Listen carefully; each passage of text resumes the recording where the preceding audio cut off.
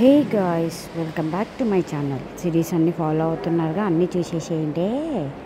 ఇప్పుడు ఎక్కడికి వచ్చామంటే ఈ పెద్ద గెస్ట్ హౌస్కి వచ్చాము. ఇది జేజేటీయూ కాలేజ్ కట్టించిన వాళ్ళ పూర్వీకులదంట.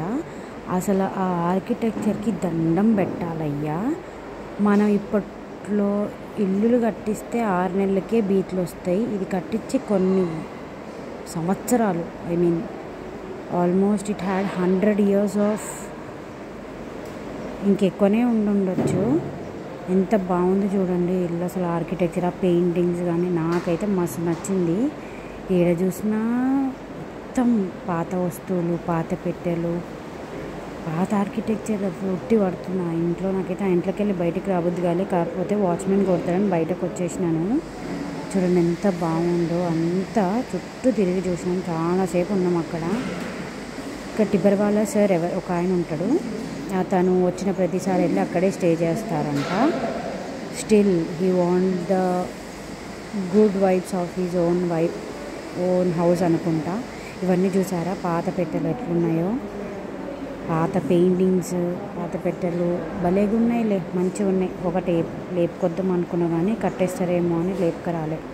ఇక చూడండి ఎంత బాగున్నాయో పెయింటింగ్స్ అవన్నీ.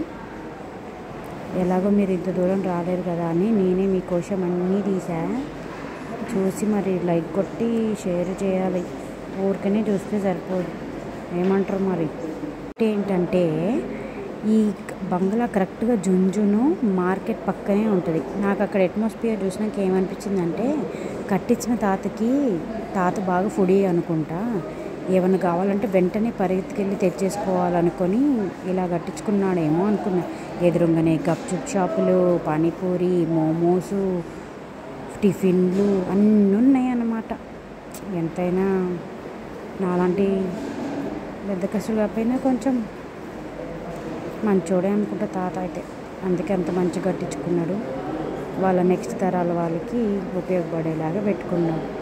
ఇక మనం ఒక ప్లేస్కి పోతేనే 100 ఫోటోలు దిగుతాం. అట్లాంటిది 100 ఏళ్ల క్రితం ప్లేస్ అంట. ఎన్ని ఫోటోలు దిగుంటున్నా మీరే గెస్ చేసి కమెంట్ చేయండి.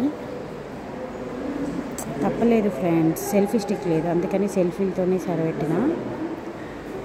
I think you are enjoying my vlogs. Like, share and subscribe. Thank you.